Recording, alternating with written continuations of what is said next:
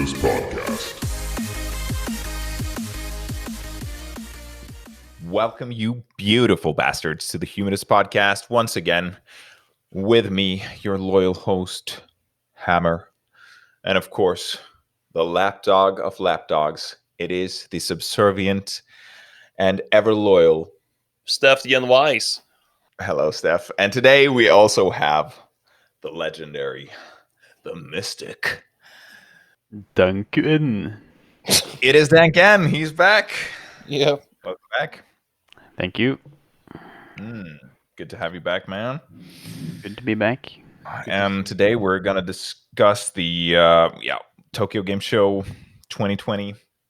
Kind of, all the news. Yeah, there are some cool things to discuss.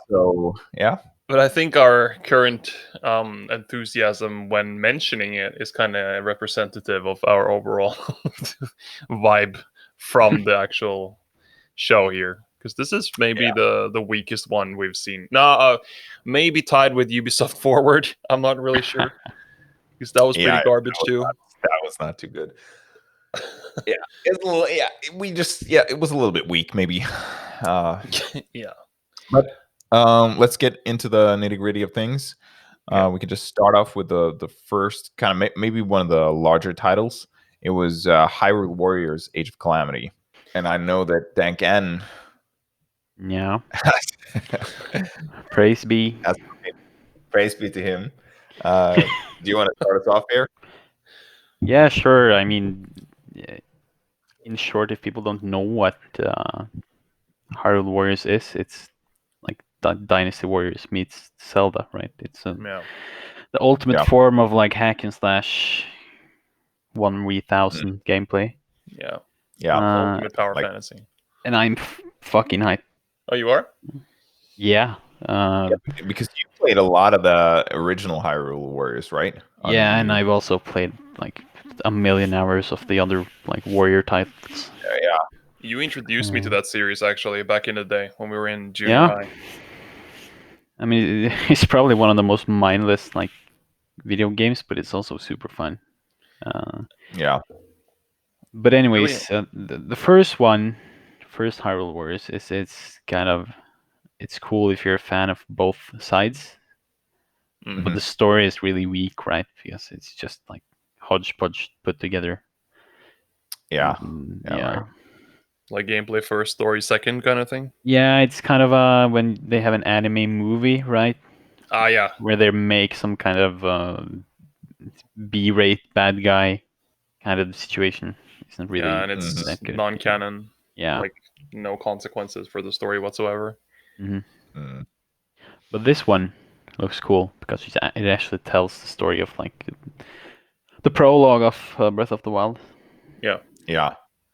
And that has been like a theory crafted piece of mystery, right? Mm-hmm. For a long time in the community, in the Breath of the Wild community. Yeah. I think I've seen some videos like people piecing together the most obscure clues from the world and kind of reading a lot into those. Yeah, but I get it because Breath of the Wild kind of has the soft from soft deal, right?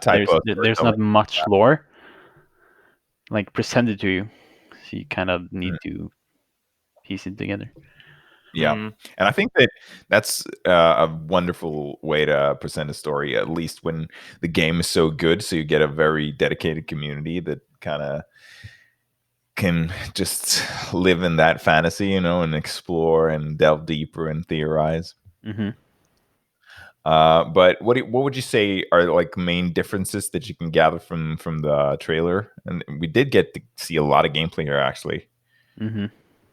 I didn't see it all. I've just kind of scrolled through the gameplay section. It seems pretty similar, or similar. Kind of you have familiar. That's familiar. Yeah, J.R.R. Tolkien's best known work. Yeah. No, it's kind of the same gimmick, which was in the last one, where there are certain type of enemies where you have to use certain type of items or moves to kind of counter them. So they seem to have implemented the the items from Breath of the Wild, like the cryo, like pillar and magnesis and stasis and stuff, the bombs, whatever. Yeah. But it looks kind of the same, just more polished. Hmm. Yeah. But And I guess that, I mean, yeah.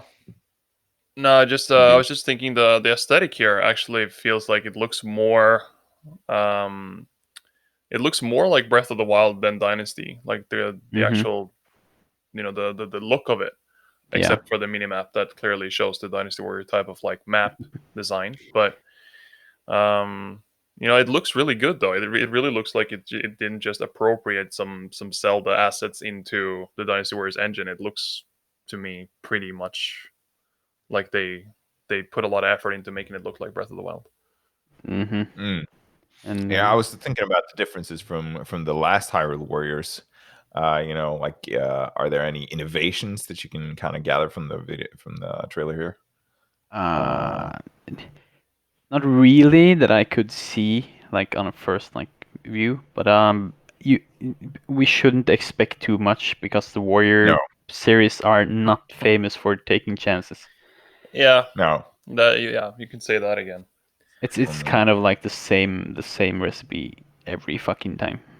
Yeah, yeah. and that's what So, their but the fans love. story here, maybe what they're going for then to Yeah, kind of flesh out the origins of Breath of the Wild's Hyrule. and the most important thing here about this game is that Nintendo has to be heavily involved in the story writing. It needs to happen because if not, people are gonna go fucking insane because the story is gonna be all over the place. Yeah, Yeah. And this is probably going to be canon, right? So it has to be fucking grade A. yeah. I mean, you Yeah. can't do Orochi No, levels of storytelling in this kind of universe. no. No. No. Oh man. Uh, yeah. Well, it looks promising. It looks good. I'm not too into those types of games, but maybe I'll try this one because it's so impactful for the story. Mm. Um, what about you, Steph? Yeah, I'll probably check it out because I like the Warrior series, especially Hmm. the Orochi 3 and 4. I played a lot, and there's also the Berserk game that was pretty good, and uh, Hmm.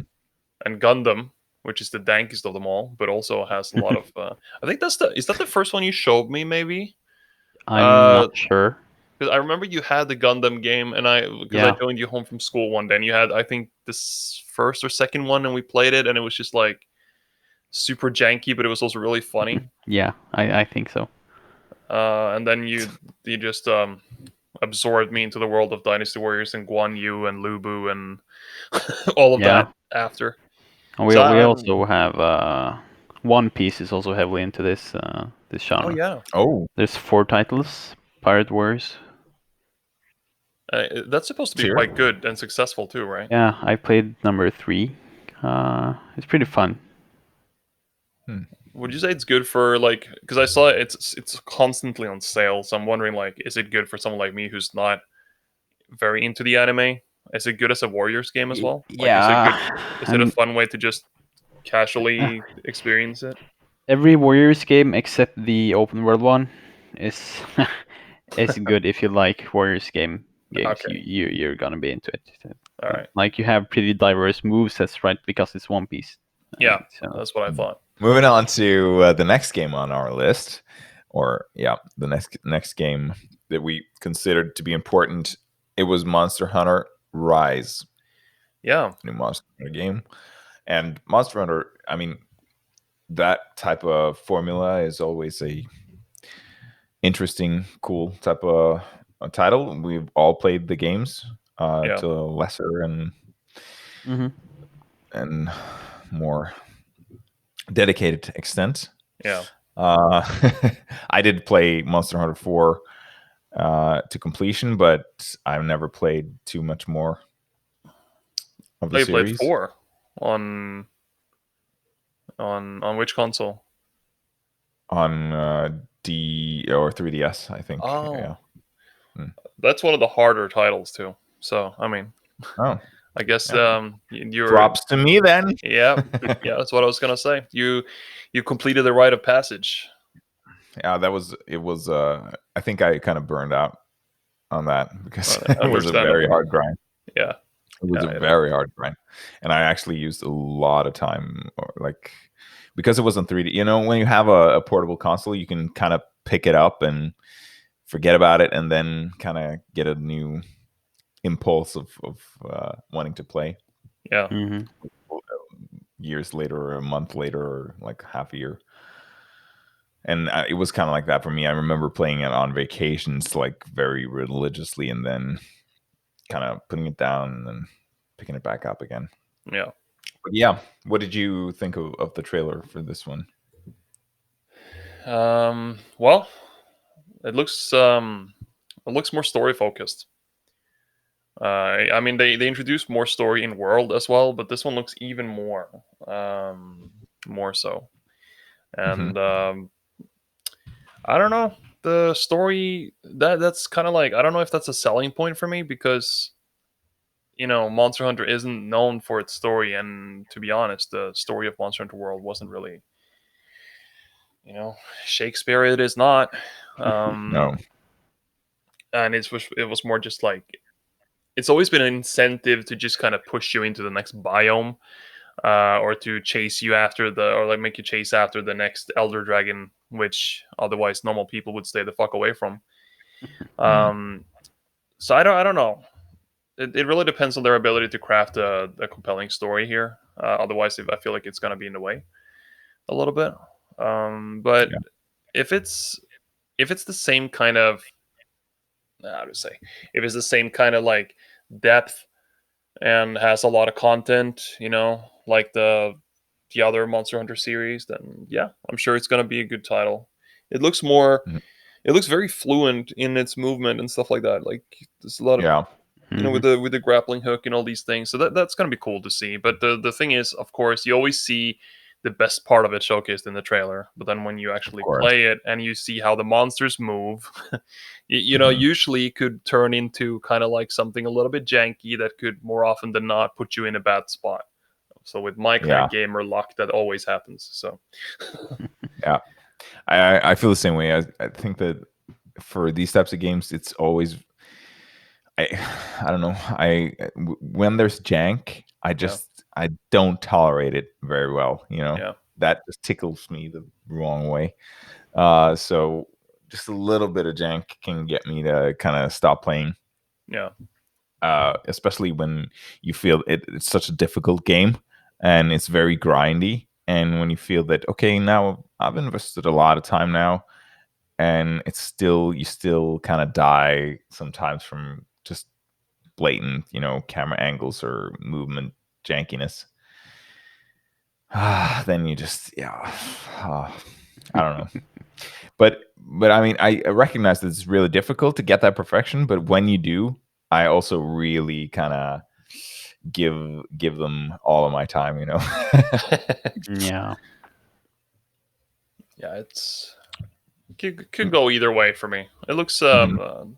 after World, I'm sure they want to kind of keep that level of quality up. So here's to hoping that it keeps the same level of polish and quality as World. If it does, and it's just kind of like um, you know, the next gen, the solid consoles had World, Switch is gonna have Rise. That's Mhm. kind of like a band aid. Yeah, Um, but yeah, I actually bought World on like a Steam sale. yeah, Would you? But I never played it. I just bought it. But would, would you recommend me playing it? yeah. Is it like a Yeah. worthwhile It's experience? absolutely, absolutely. It Yeah. has all the good parts of four, Mhm. but less of the super punishing grind. Yeah. But I actually do like that about 4 a little bit, but maybe not as much as it was in 4. Yeah, that's the thing here. I think it's more accessible to begin with, but then you also have that hardcore challenge later on, especially if you Yeah. get Iceborne.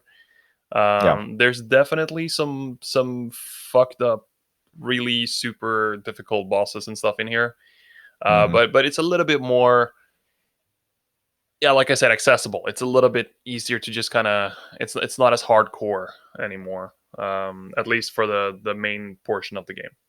Yeah, Mm. right. So they've kind of softened up the introduction and like maybe yeah the core of the game Yeah, but because it's it was a very Japanesey, hard type of game. The originals were, or the first iterations were really kind of focusing on that. You think Mhm. that the series will lose some of its flair because they're softening it up, or I didn't feel that from World. no? I thought World was like, they really modernized everything that they needed to, but they also kept the core values of Monster Hunter intact, and the gameplay is largely intact. So, but it's less jank.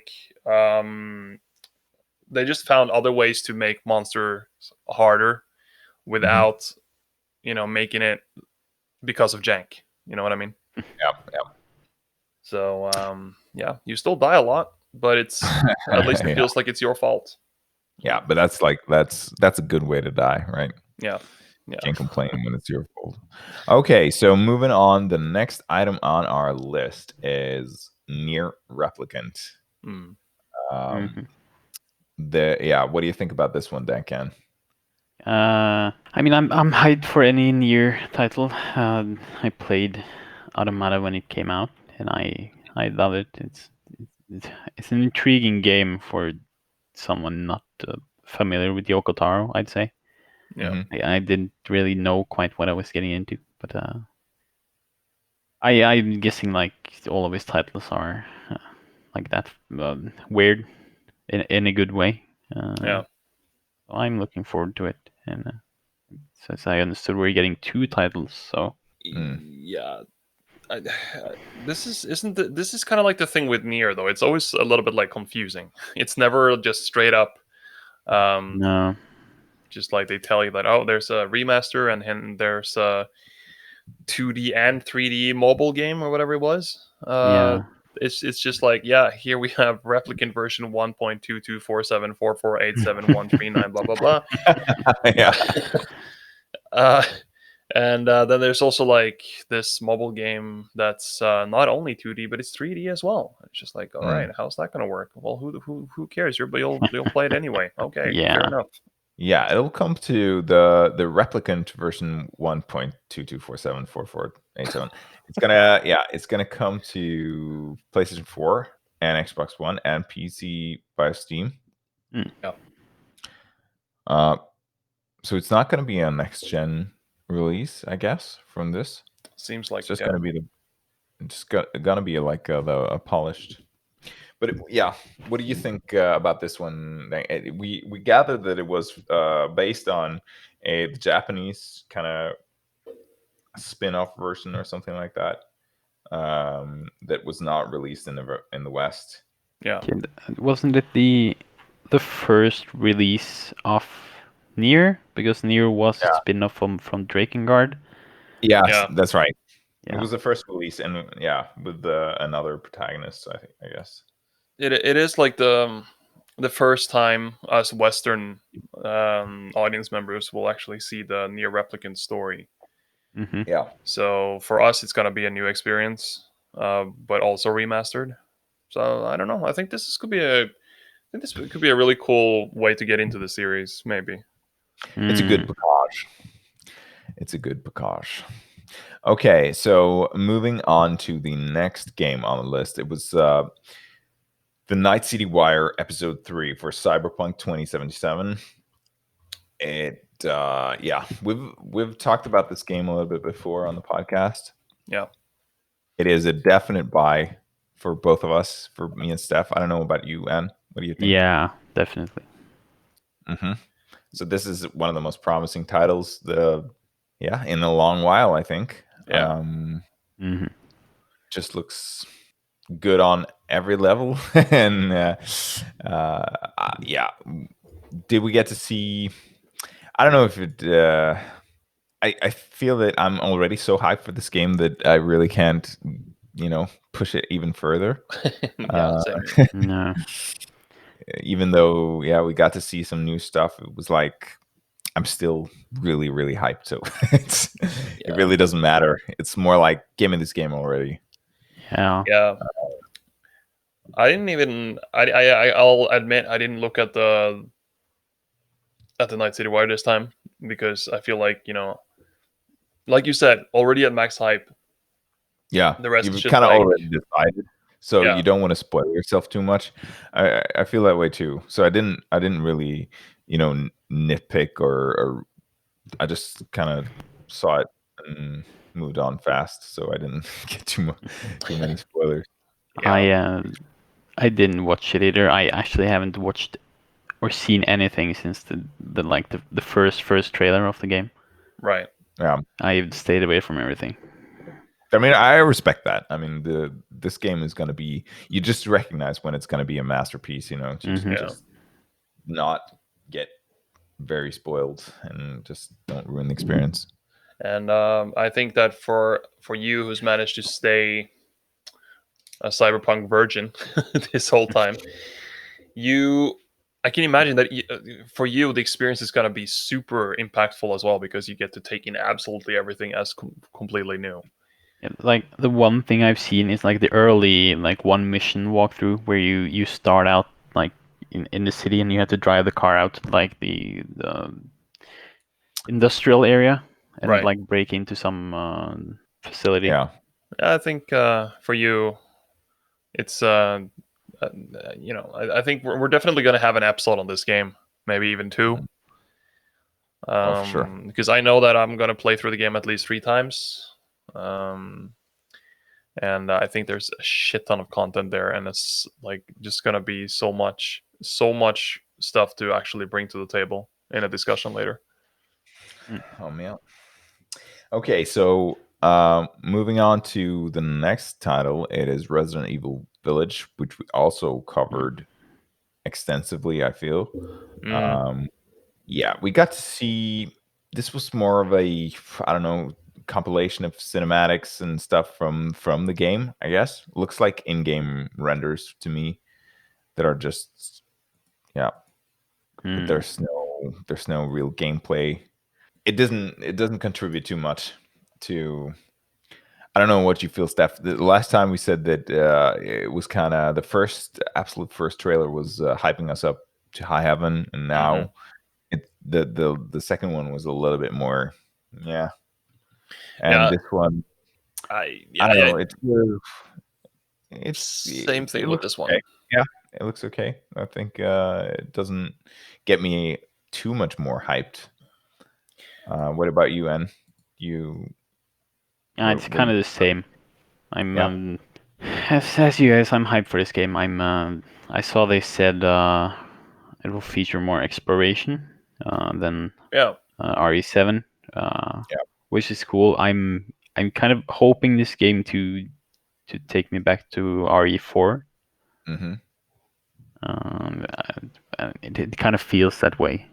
yeah, it The does. kind of out in the boonies setting, not just like zombies, but This one doesn't Yeah. seem like it has. I mean, it's a little bit touching on what we, when we saw the first trailer, but hmm this, when we just first saw the footage of it, it's like this doesn't seem like Resident Evil at all. This seems no. like because the other one was like, all right, there's viruses and most of it is like bioweapons and experiments gone to shit because of corporations, whatever. But Mm. this one seems like it's more mythological kind of. It's like, Yeah. yeah, there's a lot of there's virus and all these things going on with umbrella corporations, but there's also magic is real. So here is this Mm. village where it's basically Bloodborne. Yeah. And I'm for that though. By all means, I'm sure they'll find a way to explain it. Um, Yeah. but But it's not that industrial like dystopian vibe. No. yeah, It's not. It's not really that focused on that anymore. yeah, But which I I'm okay guess with. yeah, I'm okay with that too. It just they're allowed to experiment, of Yeah, course, hmm and we'll just have to see how this pans out and how they've been able to integrate that into a compelling story. yeah. Um, There were a couple more things they added, or at least that I noticed in the in the interview they had, or like the actual press conference, if you can call it Mm. that, the presentation, Where first of all they added that, of course, Ethan from Resident Evil 7 is going to be the returning main character here. Mhm. And that, like, while he was sort of like a window for the player in 7, here he has become more of realized character, so to speak. Yeah, and also it's gonna be focused a little bit more on exploration. Yeah, Um, so it's probably gonna be like a larger environment. yeah. They emphasized also that the village itself is gonna be almost like a main character itself. Okay, yeah. So I'm pretty curious though, because it will have both areas of the village that will be overtaken by like monsters in the dark, and then there's gonna be but there's still residents there. Mm. And you see, like, they also had that. I guess that's the shop guy, which is similar to the guy, the vendor from Resident Evil 4. Mm. What are you buying? Yeah, yeah. What are you selling? That guy. That's the best guy. So I think they try to like pay a small tribute to that guy here as well, because Yeah. there's a guy talking about window shopping at the very end. So I don't know, this game, this is a definite buy for me. Yeah, it absolutely got the potential, but we didn't really see anything too revolutionary new here. No. No. Um, okay, so just moving down the list here, we've got Kingdom Hearts Melody of Memory getting a playable demo for Melody of Memory. Yeah. So and I know you're very hyped about this. I think I told Yeah, you last night that I'm not gonna buy it. Yeah. I mean, I probably am, but I like to say I won't. Yeah. Um, I mean, I saw the gameplay for the first time now. I gotta say, I mean, like, all right, I like rhythm games, and of course, Kingdom Hearts has a very memorable soundtrack that I guess lends itself well to this kind of game. But Yeah. it's just gonna be a retelling to sell it as a rhythm game, and then there's gonna be just a little bit of new story in there. yeah. But I mean, it's just like, all right, That's a drip feed. yeah, So yeah, you could just let the hardcore Kingdom Hearts fans like completely mine out all the lore to just bleed this game dry, put it on the wiki, and then we can read it later. So what the creator of the game said, that since this was the first like Kingdom Hearts game on a Nintendo platform, Yeah, it was, since it is kind of an interactive retelling of like the entire story from 1 through 3, yeah, and like the million games in between. yeah, It's kind of a nice starting point for new fans, I guess. But yeah. if this is your first like encounter with Kingdom Hearts, I would not Yeah. I would not want this to like be what you expect of the series. Yeah. yeah, I feel that you're right on point here, because it's a little bit kind of counterintuitive to start off for new fans to kind of summarize the story and have a rhythm game, because Mm-hmm. it's not really how the true series plays, and people who like rhythm games, I don't know, does it correlate that well? I don't feel like it. I'd rather play Beat Saber. Yeah, but at least they're kind of trying to sell it in as a, because the story is really complex and hard to get. Yeah, but I don't think it's gonna You make any more sense after playing through this game than it does already. No, that's true. That's true. I'm just like, my biggest hope for this game is that it enables them to put Sora in Smash. Oh yeah, Mm, that would be cool. Yeah. that's yeah. Okay, Mhm. He's perfect for that game Because too. there's still 5 DLC characters left for Smash. Oh shit, Yeah, is he's that many? one of them. Don't you think? should be. Yeah. Like, even for me who doesn't play Smash, it's actually really exciting to see who the DLC characters will be. I think Yeah, Smash is really good at that. like I'm That's getting always like yeah, it's so hype, and I'm getting excited now, because when the first, like, they had a, I'm just gonna go offbeat here just for a second. Yeah. Like the first expansion pass, right, was 5 characters, and they went like Joker,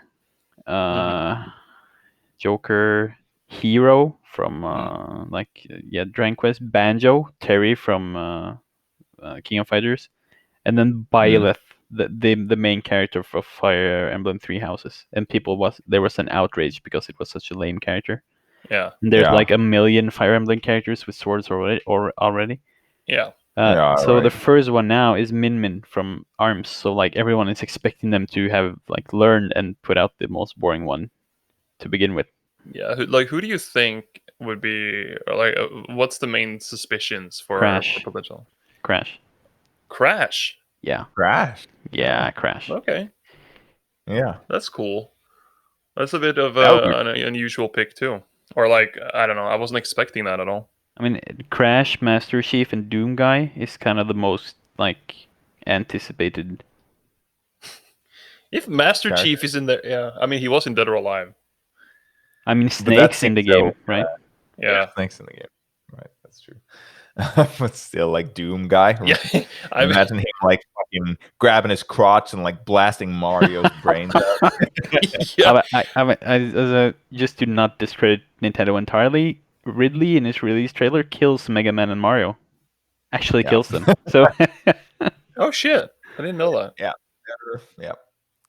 I guess the days of kid-friendly Nintendo are long gone. Yeah. So That would be cool though. Not gonna lie. that was a tangent. So Okay, getting back so to it. Kingdom Hearts. Yeah, Kingdom Hearts. We're not negatively kind of we're positively sitting on the sidelines, I guess. I'll sit in the back row Yeah. eating popcorn. You're just barely kind of looking through the half open squeaky door. But Steph, you wanted to talk about the Shin Megami Tensei announcement, right? Yeah, but then it wasn't really announced in. So it was just updated. Yeah, it was just, I don't know. Sega and Atlus's presentation in general is just very weird to me, and there was a lot, and there was very little that was actually announced that we didn't know of before. Like, I'm really hyped for the remaster of Nocturne and for Shin Megami Tensei 5. But then again, as N pointed out to me, it was like these were announced way before. Nocturne I knew of, but 5 as well was also announced before. So it's like, it's not really news. So I don't really know if there's anything really that stood out from Sega's presentation. Yeah, because we're getting into territory now. We are at the near reincarnation, the 2D, 3D mobile game. Woohoo! And yeah, whatever. That's kind of whatever for me, at least. Mobile, I think mobile has kind of snuck itself in as a very malicious cancer for this TGS, because, like, you know, that wasn't the only mobile game. There was also Daiboken, which the Dragon Quest game, right? And it looked first like, oh, this looks kind of cozy and all that. It's like, oh yeah, do you guys not have phones? It's on the phone, and we're just like, I know. Okay. And like Ni no Kuni also, Cross Worlds, which is a very respected JRPG series. Like a lot of like diehard fans of JRPGs are like, yeah, Ni no Kuni, it's so old school and it just gives you that good vibe. And also, you know, mobile game. Yeah, it's just like feels it cheapens the IP, I think. But yeah, what do you want to say, Anne? I just like mobile is becoming a platform. Yeah, it really is. Becoming a good platform. I'm considering Ni no Kuni because if you pay for a mobile game, it's usually not shit. True. At least if it's like a good publisher, right? You get no ads. There's no pay to win. There's no microtransactions. It's just like sure. And I mean, the thing is with mobile games, it's got such a broad reach. That's why they invest in it. You know, even if they don't have microtransactions in the game or anything, any malicious type of, you know, fiscal incentive, the incentive just to publish on mobile is good enough because everybody's got a phone. Everybody's got Yeah. a smartphone nowadays. So Yeah. the reach is endless. But I still feel that the reason why I feel that this cheapens the experience a little bit is because mobile. Don't get me wrong. Mobile games are, mobile phones are good hardware. It's very advanced hardware, but I don't know. I just don't like the interface, the Yeah. touch interface. Yeah, I agree. That's the optimal way to control these games, and Yeah, and I'm sure that it would be better. I'm sure, like, yeah, it could be a good mobile game, but wouldn't it be better to just have it on console? I think that would be a better experience, a better way to experience the game too. But it would probably be better. But it's like because of the economic incentive to, yeah, when you want to sell your game, you don't want to have a user base of 10,000 people. You want 3 billion, right? yeah, So, yeah. I mean, I get it, but I can't. I just if it's a paid but for yeah, game, like and pointed out, then I'm more curious about it because I didn't catch yeah, that. right. So Me too. It's like if they don't kind of use predatory tactics with the monetization formula, it's more okay. yeah, And like it does seem like a very kind of triple A title. It does seem like they didn't skimp on any development costs here. true. But So some games lend themselves well to the interface, but most games I feel don't. yeah, and there is a point like the Ni no Kuni. I just saw it was really announced for mobile. I didn't actually look at the trailer, but the reason the game that made me bring this point up was this giant fucking reverse Obsidian move that Square Enix pulled. Whereas Yeah. Obsidian was like, "Oh, here, by the way, you're all waiting for the next Obsidian RPG. Here's Avowed." Like it's just like, "Whoa, shit! Oh, that's the plot twist." But this one is opposite because here was like, they bring in the familiar music, they bring in a familiar art style, and I'm just like, "Oh shit, this is a sequel to Octopath Traveler." And then, as the trailer moves along, I start seeing star ratings for characters. And I'm like, oh, wait, I hope this is not. And then it keeps going, and it's a fucking mobile game. And I'm just like, fuck you. Couldn't you just make Octopath Traveler 2 a proper one? Do we have to pay an extra $400 to roll and gotcha tickets for the characters we want to be able to progress the game properly? It's like, no, Yeah. fuck this. Just no. No, thank you.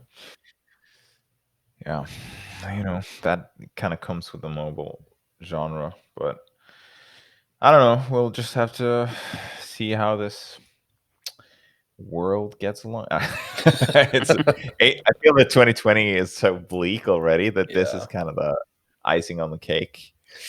I mean, but Octopath was one of the first games we wanted to cover on the podcast, actually, way back. I loved Octopath. Yeah, it was such a good game, and still is a good game. And I've yet to kind of replay it and try a different starter character. Yeah.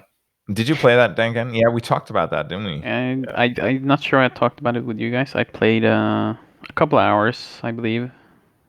Yeah. I have it on the Switch. I really enjoyed it. I just I had a hard time finding like or like pick it up and play it when at home. I think I kind of need it as a vacation game sometime or play it at work. I have a lot of playtime at work. So. Lucky you. Yeah, lucky you, man. Okay, so right, this is the trend in the market. We'll just have to accept it, but we're not too happy with it. Like probably most other kind of hardcore gamers. Overall, TGS 2020 was a mess, though. It's just like I don't know. Yeah, it was a lot of mobile games and a lot of weird announcements, and we forgot the star of the show, though, the train simulator.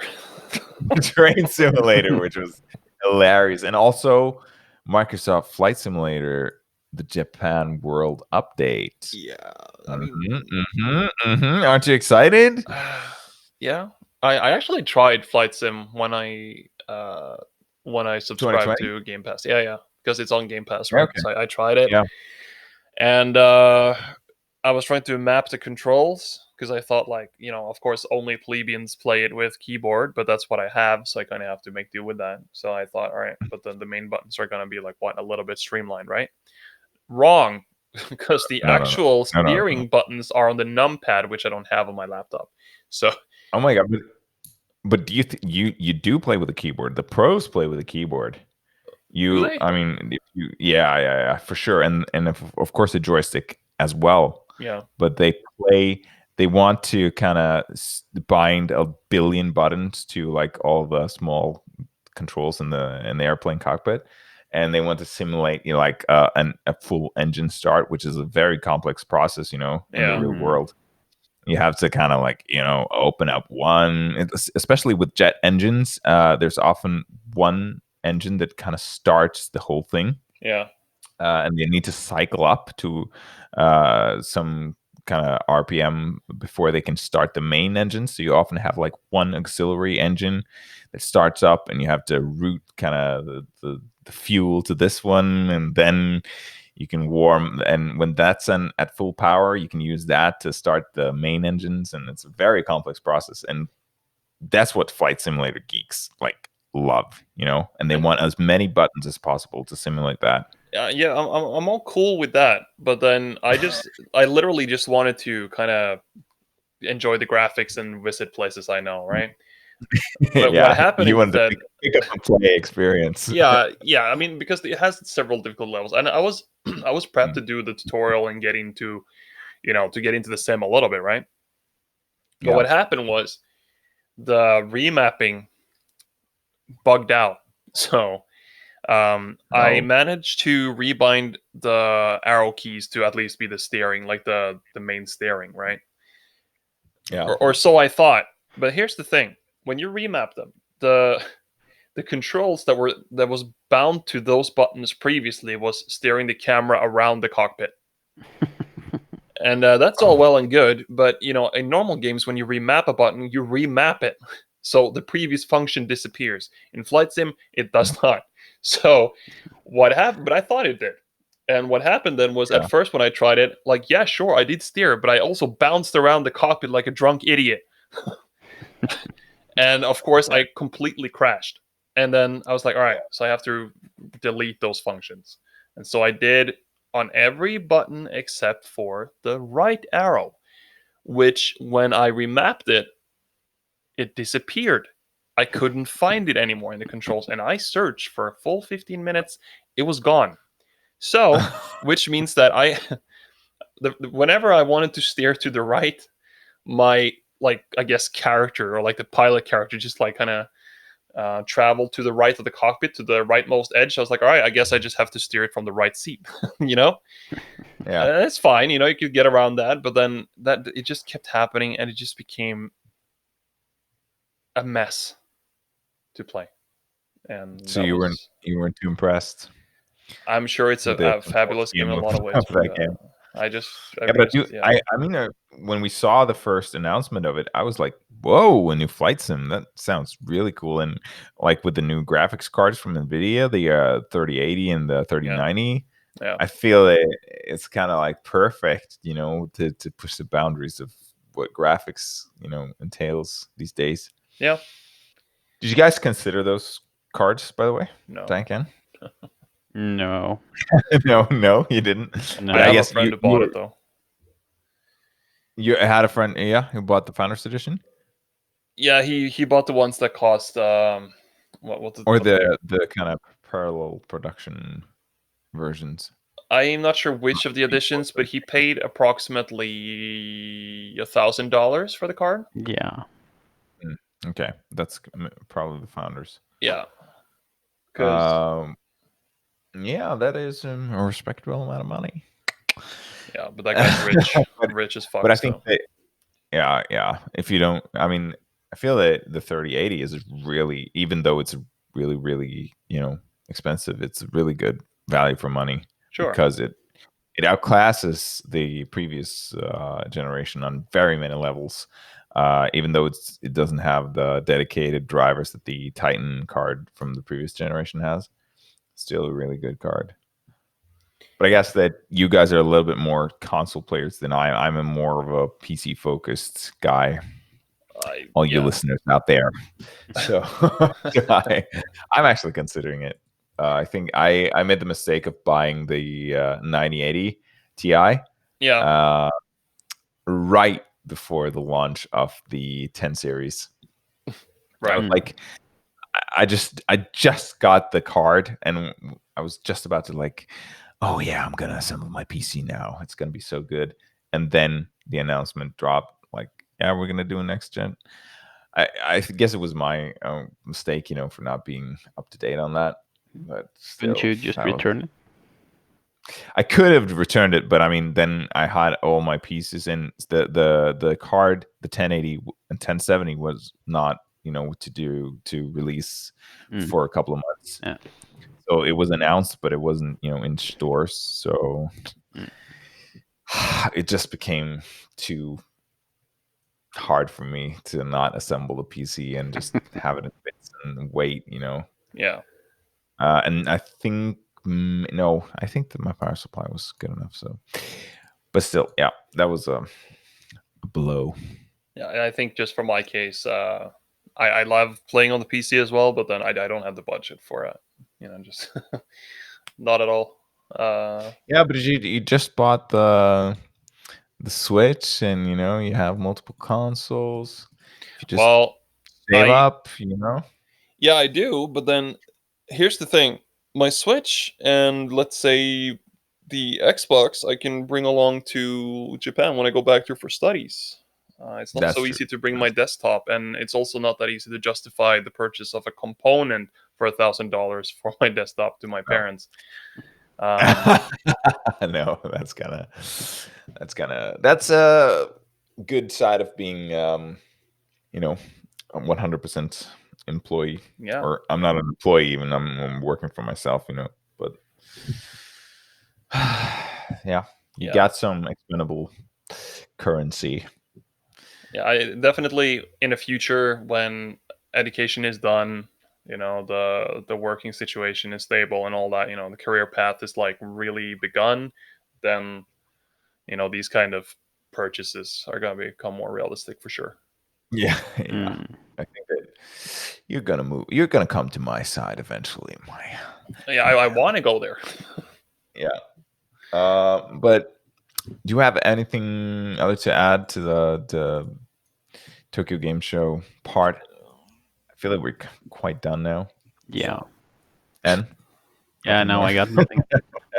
Nothing. This was a 4 out of 10 presentation, if that. Yeah, it was not too good. It was not too Yeah. good. It was a lot of half-assed. I mean, the mobile games, and Train Simulator is not the. It's not what I call exciting. I mean, that guy was really into it, though. It was real. Yeah, I mean, the Train Simulator guys are often really into this stuff. That's what they live and breathe for. And you know what a funny detail was in that presentation was that, like, of course, he was doing a simulation of the Yamanote line, like the most famous commuter line in Tokyo, which goes in a circle through like the central area of Tokyo, right? So it goes through all the main areas like Shibuya and Shinjuku, all these places. And the thing is, in Japan, if you're, I think 30 seconds late or something, you can actually get a apology card from the station attendants that you can bring to your workplace and say that, yeah, this the reason I'm late is because of the train being late, not me. So this is a thing, right? Um, and the funny, I don't know if it's 30 seconds, but it's the bar is really low. And Mm. the other thing, when during the presentation, you can kind of see that he has that timing going because he has to he has to line up appropriately with the gates at the right time, right? And Yeah. you see that he becomes 30 and 40 seconds delayed because the timer turns red and all that, and then they keep saying, And but he keeps pushing on, and then once he gets 40 seconds late, he's like, "Oh man, fuck this! Like, I already blew it." No, you got to keep going to the next station. And then he's just like, "You got to finish the challenge we have for you." He's like, "All right, I'm gonna cause trouble, but I'm gonna try and finish it." Like, he really emphasized the fact that he was already like blowing it, even if he was just 30 seconds late to the next station. Jesus. Yeah, that's just I like, think that that is similar to what we have in Norway, right? Right, right, Dan Ken? What do you think? Yeah, not The really. Not former really. NSB V. Nah. I mean, the Norwegian train system, the national train system, is just it's so shit that it's unbelievable. Especially the one in our region of the country. Yeah, I mean, I think that it's like a miracle if it's not delayed. Mm-hmm. yeah, And like maybe 30% of the time when you're wanting to kind of go to Oslo or something, it's there's a substitution of buses instead of the train because the train is not Mhm. running, yeah, and it takes longer, it's more cramped, and you still have to pay the same price. Yeah, let's not get started on that. I think if if that simulator was actually for the Norwegian one, the lateness counter would only turn red once you're like 3 hours late. Yeah, that's like yeah, 2 hours. Yeah, people can make do, right? It's like 30 seconds. Wow, this is the best day of my career. Yeah, seriously. Yeah. Okay, people. So that has been the Tokyo Game Show Special Humidus Edition with Dan Ken. And remember to always stay humid. Stay dank. Goodbye. The Humidus Podcast.